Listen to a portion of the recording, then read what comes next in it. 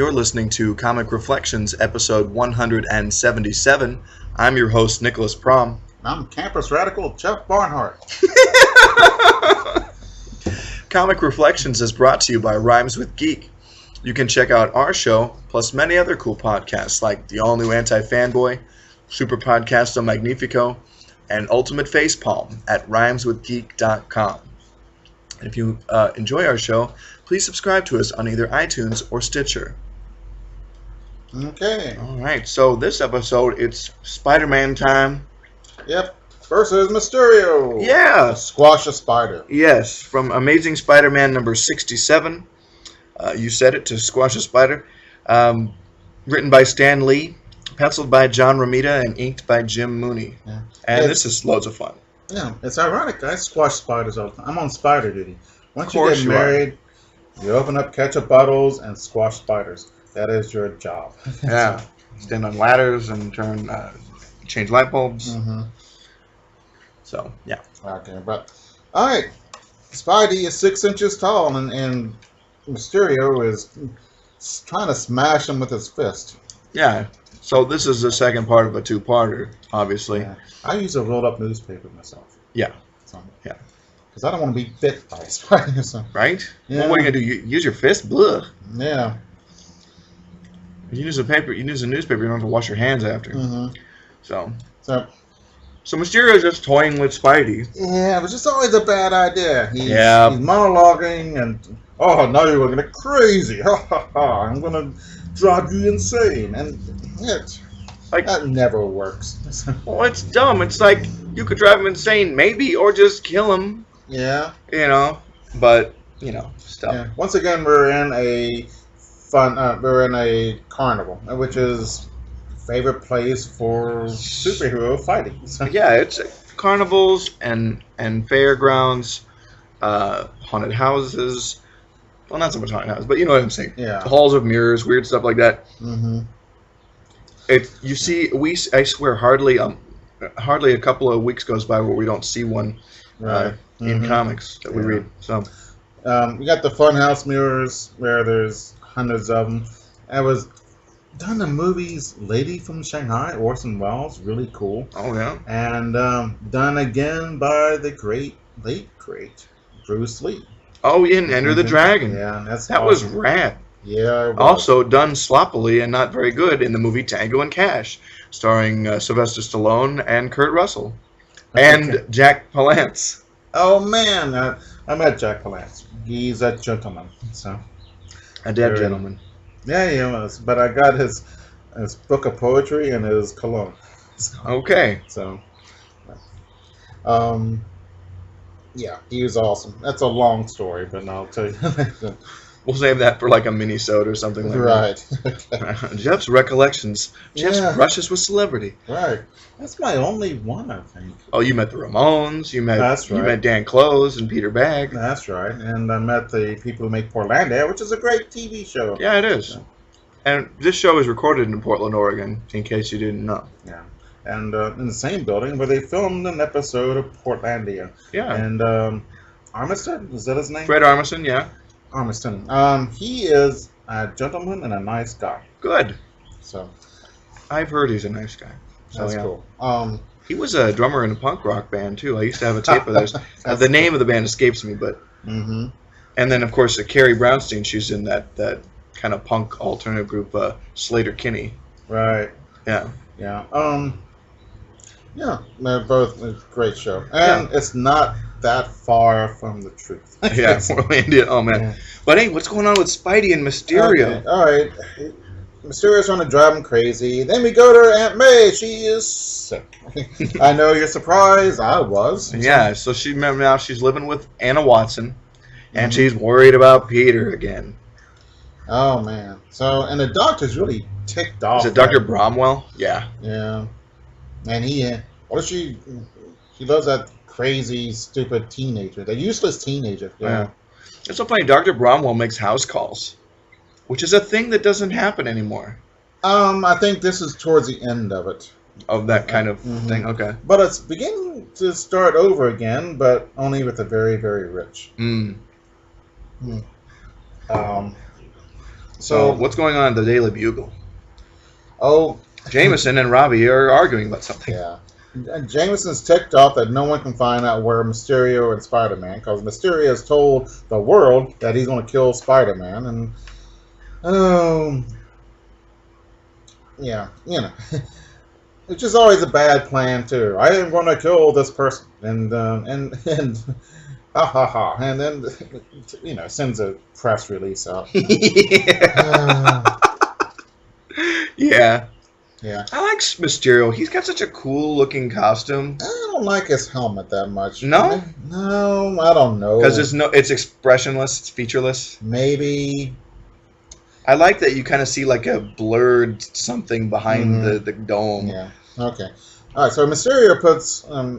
Spidey thinks I'm going to hide in here, and that's where Mysterio wanted him to go. And the mirrors are coated with a poison. So Spidey uses his Spidey silk and just makes I don't know, something to break to kind of cushion and break through the webbing with. Yeah. So that's pretty clever. Or through the glass or whatever with the webbing. Yeah, and then he falls into the water, gets almost hit by a big axe, attacked by dragons, and then he figures it out. Hey, I'm not 6 inches tall. He's fake. He's not. Yeah. He's regular sized. Which, okay. We'll continue, and I got some things to say about this, but yeah. Yeah. Yeah, let's see. There's more stuff going on, and well, we see Robbie's. I didn't know Robbie Robson had a son, and we'll see more of him in later issues. But he's a good Randy. He's a good kid. Yeah. But yeah, and then so Spidey fights Mysterio. He knows what's up, and yeah, he figures out where he's at, and then he just beats the crap out of him and takes his helmet off, and he just a hood. Yeah. Yeah. Okay, so I gotta talk about Mysterio. Like I like him. I like his costume. I think the illusions, they look really good in comics. That's a great thing. But like, what I don't get is like how Spidey could keep falling for it against Mysterio. He's fought him a dozen times. Like, the guy doesn't have any powers. It's all fake. So it's like the punchline already with this guy. So Mysterio could never work really more than once against any one person. Yeah. Like, oh, it's Mysterio. This is bullcrap. So that's what Mysterio should do, is just never attack the same person.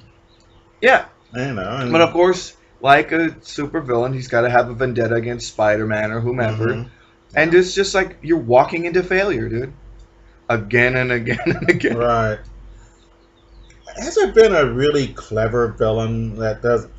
We have clever villains, but they always make the same mistake.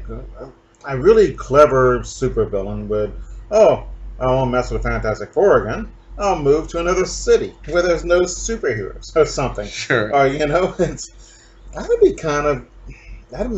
might make a good comic book. It's an interesting idea. A smart supervillain. Yeah. Mr. Smarty or something. I remember the Calculator was a guy he fought everybody on purpose, like individually, and he'd let them beat him, or he'd get beat by them, and then he'd like figure out like, they would never beat me again. Yeah. Well, he kept fighting different people. It was kind of dumb, but it's a little bit like a piece of that idea that you just brought up. But yeah, like the idea of like, I'm going to move to different territory and try somewhere else. Yeah. It's a smart idea. Or wait till another supervillain is causing trouble, and then you commit the crime. And, and don't commit stupid crimes. I don't want to get these cats because I like cats. But yeah, that's an idea. Like, either bust out another supervillain, or like, use other situations to your advantage so that you can commit your super crimes unfettered. Yeah. That'd be really, really clever. And yeah, that might be interesting. The Kingpin comes closest to the smartest of the villains. Yeah. I like Lex Luthor, but Kingpin is better. Kingpin is a big... He's Ernst Stavros Blofeld. Yeah. If you think about it. Because in the books, he is this big, muscle-bound guy. Mm-hmm. And I think the Kingpin in his comic book form is really based on that. Interesting. I like Blofeld, too. Yeah. Who's going to be in the new Bond movie, I think. That's right. I think it's called Spectre. Yeah, I'm like, you can't do a movie about Spectre without having the leader of Spectre. Mm-hmm. So... Yeah. But let's talk about some more Spidey. And speaking of the Kingpin, we've got him. Yay! Yeah, Jeff's favorite. So this is Amazing Spider Man number 68. The story is called Crisis on the Campus. Plotted by John Romita, scripted by Stan Lee. And Romita did the layouts, and then Jim Mooney did the pencils and inks on this. Yeah. So this is where it's really revealed that the Kingpin is not just a big fatso, he is really muscular. Right. And he fights 6 guys at one time. He pays these guys to fight him. And they say, oh, we'll make more money because the longer the fight, the more money they get. But yeah. He kicks their butts. So. Yeah. And it doesn't matter that one guy knows karate and he kicks their butt. So, yeah. Oh, man. I guess one guy's a wrestler kind of. Yeah. Named Crusher. And then the Kingpin fires them all. It's like, you guys were pathetic. Yeah. You know? But they were all like tough guys and they all knew how to fight. Mm-hmm. But he just made mincemeat out of them. Yeah, next time he'll get 12 or something like that. Jeez. I don't know why I like that. It's just kind of cool. It's sort of, it's interesting. Man. Alright, Spidey is going around. He's broke. Oh. Harry. Okay, he goes to his apartment. Harry locked his window. Spidey's, or Peter's window. And so he's got to sneak into Harry's room. Thankfully, he's not there. And go through, which is kind of an interesting little problem. Yeah. But, it's a real problem that they would have. And I mean, like minor obstacles that you have to do a little bit of life problem solving. It rings true.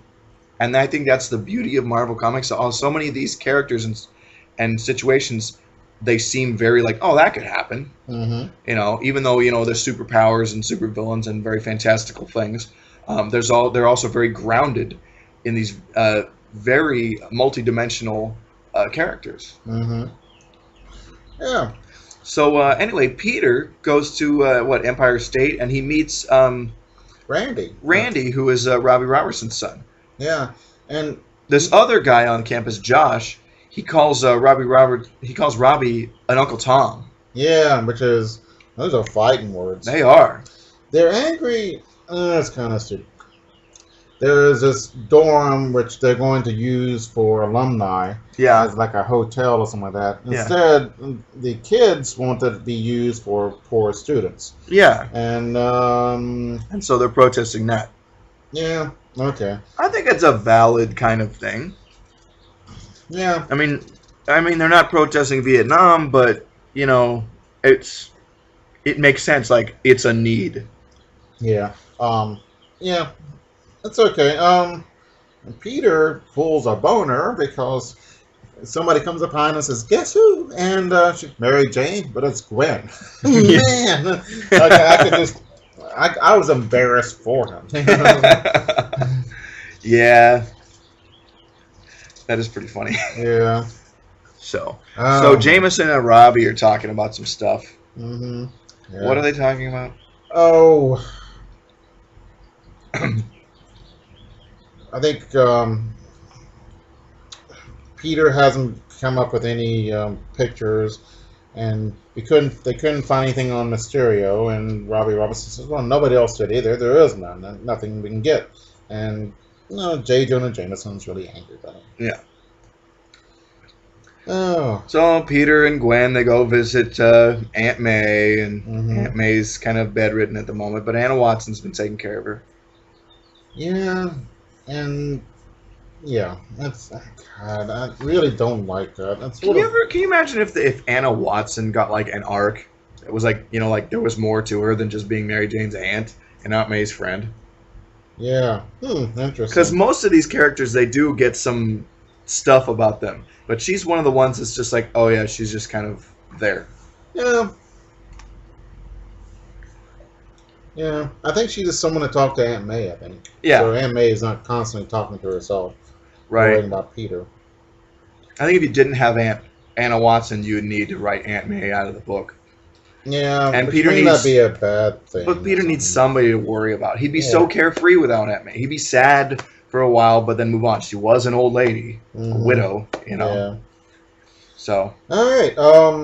So Peter sees Randy again. They're going to have a demonstration. Peter says, "I'm not going to get into it. Anyone can paint a sign, mister. It doesn't make it right. It doesn't make you right." Yeah.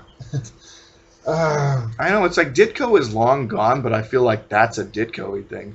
Because during his run on Spidey, you know, Peter sneered at protesters.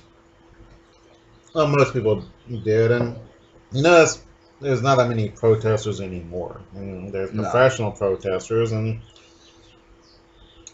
I mean, a buddy of mine who was an ex-Marine, he said, "Yeah, he rioted in the '60s because it was fun." Jeez. Yeah. You know, and I wonder if that's it. I don't know. I don't know either. I haven't been in a riot, so. No. It's a riot. Yeah. Yeah. Yep, it's a riot. The DCU.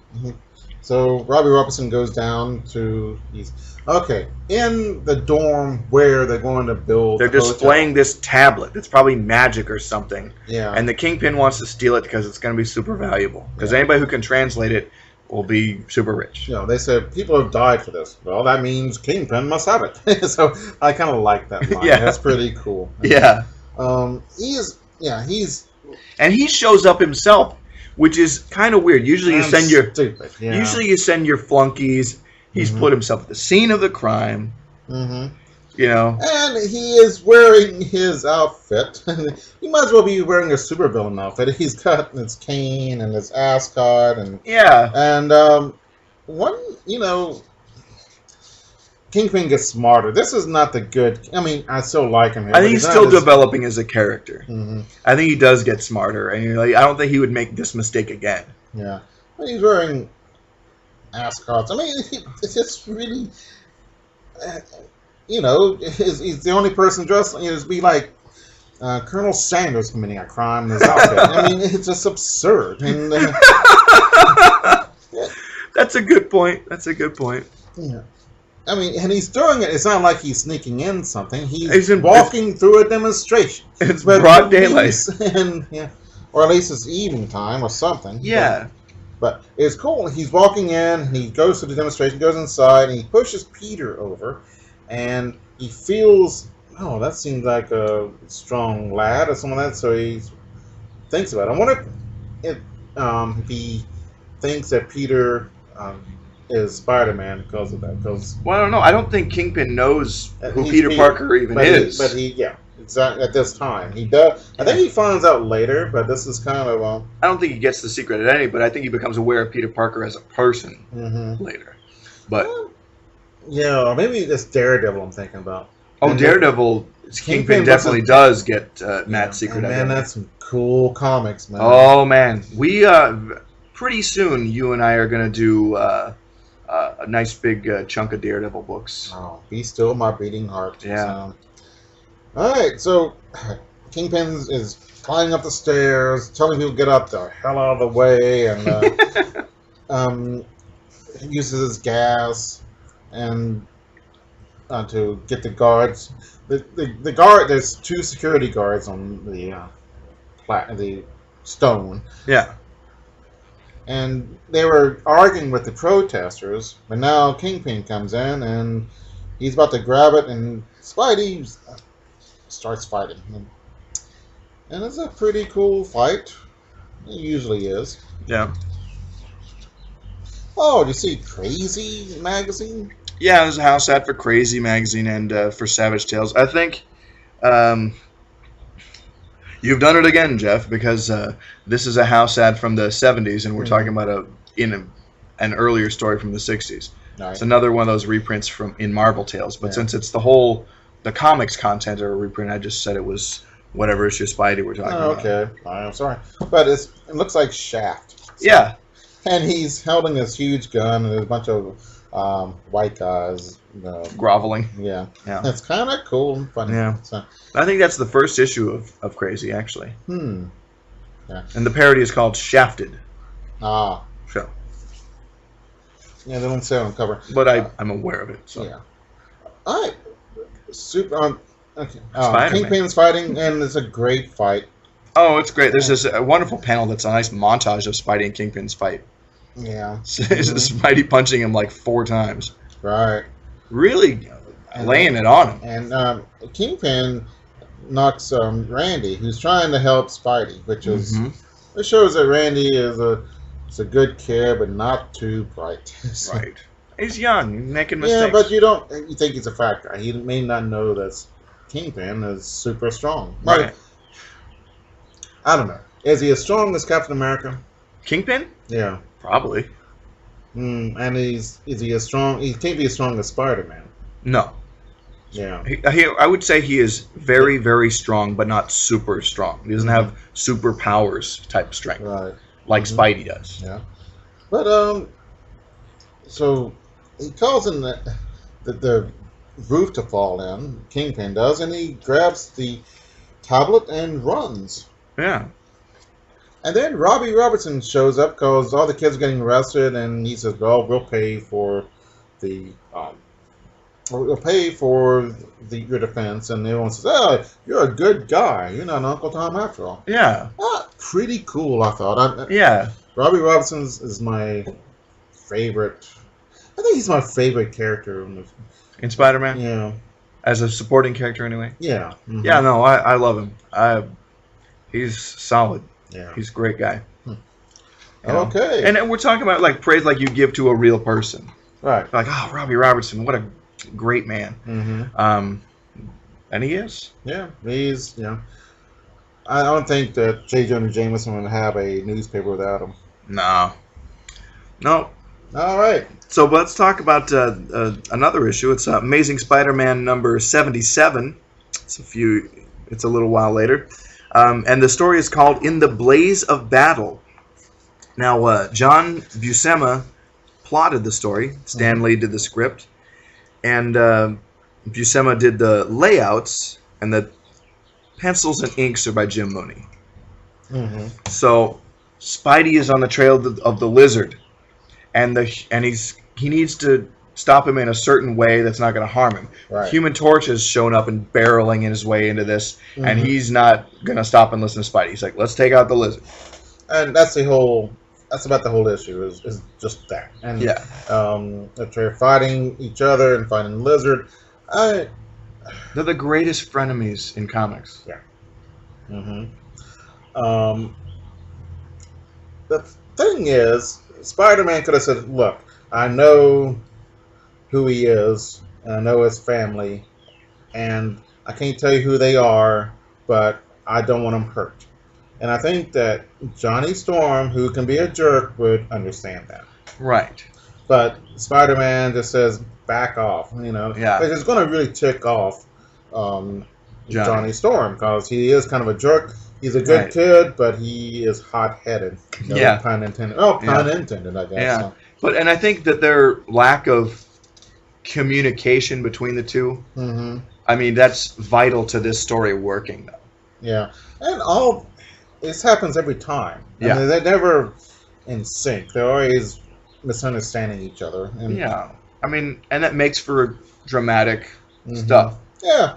And they, figure it out later. Because they're both teenagers. Yep. Or young men. So. Yep.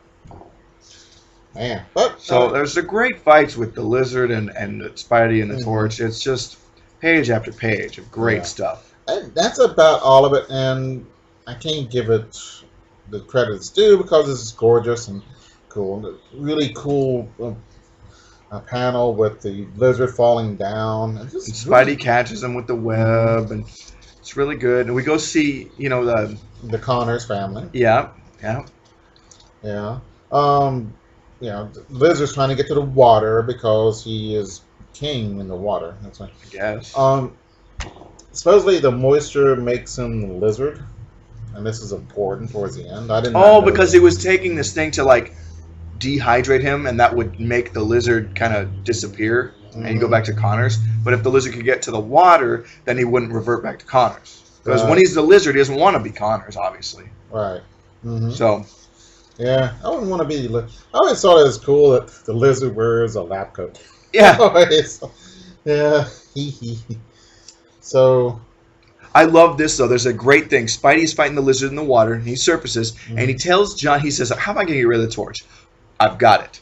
He doesn't know what all powers I have. And so he tells him that he has spider sonic hearing, and he heard a distress call from the Fantastic Four, and he's got a split. So Johnny does. And I thought that was the greatest. Yes. I laughed so hard, and that's a perfect Spidey moment. Right. He just tells him, he just makes up a power that he doesn't have, and tells Johnny about it, and he believes him. And he splits so he can take care of this. I love that, and it's clever. And, and I love that in art, and I keep going on about it, but my favorite books, there's a passage where everything comes together, and it's just brilliant, and clever, and cool, and that is what I live for. Yeah, and that scene, I think, just is the greatest part of this issue, and it just sells the whole story. Mm-hmm. Another great panel with the lizard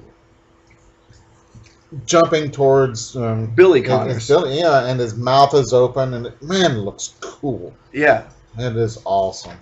And the lizard is an interesting villain for Spidey to fight because, there's a good guy underneath this monster. Dr. Jekyll, Mr. Hyde type thing. Yeah.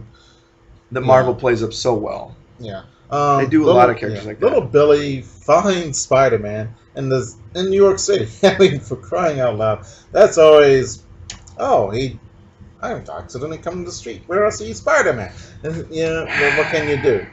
Or maybe he has ESP or lizard sense or something. I don't know. I think it's just happenstance. It happened to work out that way. Yeah, somebody wrote it that way. So. Yeah. Calcium Cl2. It's some kind of substance, chemical powder. Yeah. And it soaks up moisture. Yeah. And it dehydrated the lizard, so he reverted back to Dr. Connors. Yeah. And everybody's happy. Yay! Yeah. The lizard was about to kill Billy, but he kind of hesitated. Yeah. Because he knew he was sun down deep. Yeah. So, that's kind of cool. Interesting they use a lizard for one of the Spider-Man movies. Yeah, I never thought that they would use a lizard. Not badly done, too. No, not bad. I liked the guy that played Connors in the movie. There was a lot of pathos to that role because he wasn't evil. The guy wasn't evil. Yeah. And neither is Connors, so which is cool. I was talking about Connors. Yeah. Oh, no. In the comic book and in the movies. Yeah. So a lot of times they change stuff, and sometimes for the better, sometimes for the worse. Yeah. Yeah. I saw the last part of the latest Spider-Man. I don't know. Yeah. That movie was a mess. I was entertained by it, but all that stuff with Electro could have just been just gone. You could have taken that out, and you'd had a much better movie. Yeah. Yeah. Let me ask you something before we talk about the next issue. What Spider-Man villain have you not seen in a movie that you would like to the most?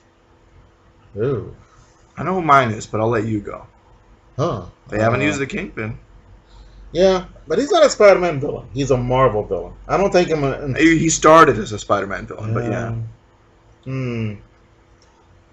Croc is pretty cool. Croc is a Batman villain. Is he? Oh, God almighty, I'm sorry. Well, Croc, Lizard, kind of excuse. Shoot. Doc Ock is one of my favorites. Love him. Love Doc Ock. Yeah. They used the Goblin a couple times. Vulture, I guess. Vulture would be cool. Abe Vigoda would be great as the Vulture. Man. Oh, man. He's still alive. Wouldn't that be crazy? Yeah, I don't think he can. Of course, they would have him die. I mean, they would do motion capture or just put his face on it. I guess it wouldn't work. But I would love to see the Scorpion. I love the Scorpion. Yeah. So, but he got Miss Marvel kicked his butt, though. So Miss Marvel has a lot of powers. She's more powerful than Spidey. Oh, I think. Oh, the guy who He's a comic book writer. He did Spawn, or is it? Todd McFarlane. Yeah, Todd McFarlane. Grown. But forever. he was told to do and it's the Scorpion. He says, the Scorpion, Miss Marvel kicked his butt, or something like that. And, but it very cool. And the Rhino was in it, and there was one of those instances of super cleverness, coolness coming together. Sure. And it was just awesome. Yeah. My favorite comic book panel of all time. Wow. Just really well done. The Rhino's a villain I like a lot. Yeah. Yeah. Okay, who's yours? I said the Scorpion. The Scorpion, that's right. Yeah. Nah. Oh, yeah, sure. That's going to be hard to do with the tail. They can do Doc Ock's arms. Why can't they do the tail? Yeah. Without looking stupid. So, that'd be difficult, but I don't think impossible. Yeah. Yeah. Okay. So let's talk about Amazing Spider-Man number 78. And a new villain. Yeah. The story is called The Night of the Prowler, and was written by Stan Lee, with layouts by John Buscema, and then the art penciled and inked by Jim Mooney. Now, the Prowler, the idea for it came from a suggestion from John Romita Jr., who was, I think, 13 at the time of this publication. Mm-hmm. Kind of gave the idea to his dad, and that's kind of where that came from. But yeah, let's talk about this issue. Okay. Spider-Man needs to make a phone call, and there's a phone booth, and he gets a dime out. Yeah. Which shows you how old this is. Yeah. And it falls to the grate, so he uses a spider web and brings it up, and you see clearly the dime. Yeah, all the like detail on it. Yeah. Yeah, which is rare. Usually, it's just you know what it is. Right. It's I don't know. I thought it was well done. Yeah. Well, they do such a close up on it in the panel. That's really cool. Yeah. Yeah. So and he's trying to make a phone call, and this guy, bam, bam, bam, bam, bam. I need to pounding on the phone booth, not realizing who's in there. Yeah. So Spidey opens up and gives this guy what for, and he turns tails and runs. All he does is lifts him up with one hand. Yeah. And gotta go. All right. So Gwen is trying to call Spidey. Oh no, he calls Gwen, and Flash is there. And they're both kind of ticked off at Peter. And now, is this Flash's? He's back from basic training, and he's going to go head off to Nam soon.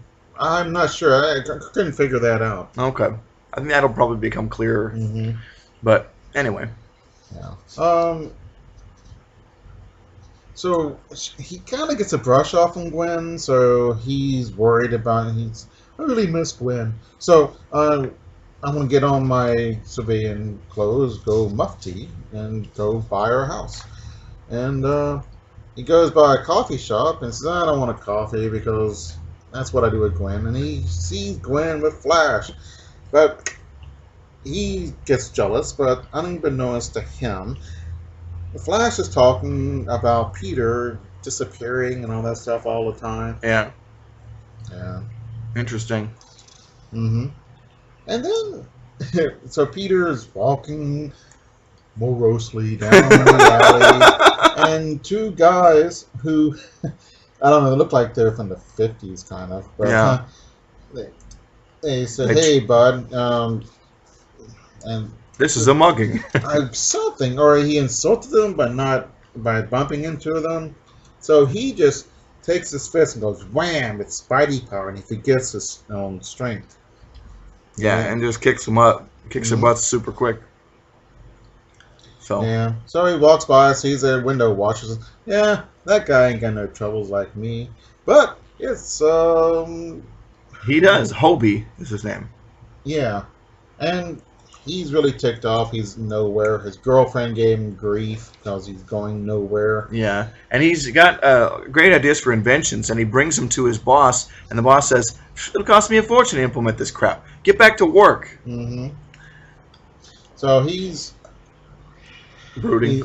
He's brooding in front of a window, and the guy tells him to, hey, you, and he opens the window, and that's J. Jonah Jameson. Yeah. And telling him, hey, your boss is looking at you. So, yeah. This is J. Jonah Jameson doing something nice for no reason at all except to be nice. There's no alternative. It's kind of, I don't know. It's refreshing for him. Yeah. And, you know. And what is the nice thing that he does, though? He warns a kid that his boss is looking at him. Right. And he's been there about 15 minutes. Yeah. And the boss shows up, and Jameson just kind of is like, hey. Yeah, I've been discussing why I pay you so much or something like that. Yeah. So he kind of covers for him. Yeah. Which I like. And he didn't have to do that. There's nothing in it for Jameson. No. And might be trouble. You know? Yeah, I mean, he has decency to him. Mm-hmm. Which I appreciate. Yeah, it's cool. It kind of makes him a lovable character because he's got bluster, but deep down, he's kind of a softie. Right. So anyway, Hobie realizes all his inventions he used for window cleaning he could use to... Which is interesting. Kind of not a bad idea. Have superpowers. Yeah. He's got these gloves that can, he can dig into walls and climb with, and he's got some other stuff. But he decides to be a super villain instead of a superhero. Yeah. Now, there's a problem with this plan. Yeah. Okay, if you're a superhero, it might take longer to become famous, but your inventions you'll be able to sell because the law is not going to be after you. Yeah. If you're a super villain, you can never give your name. Yeah. So I mean, Hobie's pretty young too, though. Yeah. So I think it's a mistake of youth, and we get a great big splash panel to like the reveal of his cool costume. Oh yeah, not bad. He's got a cape and claws, and he's not super tall. Right. You get the impression he's kind of a little guy. Yeah. The Prowler. Yeah. All right. Peter comes by. Hey, I need some money. I'm gonna ask for a raise or get some more money from J. Jonah Jameson, and that doesn't go very well. Right. And then the Prowler comes in. So the Prowler attacks Jameson. Oh no, it attacks Peter. And Peter can't do anything because he's not in his Spider Man outfit. Yeah, because the Prowler was coming to rip off the payroll. Mm-hmm. Like that old thing. Yeah. Oh man. That old standby. Yeah. But yeah, Peter's like, how am I going to take this guy down? Jameson's right there. I can't use my powers. And that's kind of a bad thing on the Prowler's part. Yeah. This guy did you a service, and you're going to rob him. Yeah. I was kind of disappointed with him, so I hope you get your butt kicked by Spider-Man. Yeah. Now, the Prowler would be a recurring character, and he would turn over a new leaf and be a good guy. Oh, okay. But yeah. Thanks to Spider-Man, I bet. Yeah. Mm-hmm. All right. That was cool. Same thing, I think, happened to the Rocket Racer. The skateboarder. Oh, yeah. Okay. But, boo. That character's terrible. At least the Prowler looks cool. Yeah. And some... Those inventions seem okay to me. They seem pretty clever. They would seem like they would work. Haven't seen him in action yet, except for his climbing ability. Yeah. Okay. Well, good episode. And see you in the funny pages.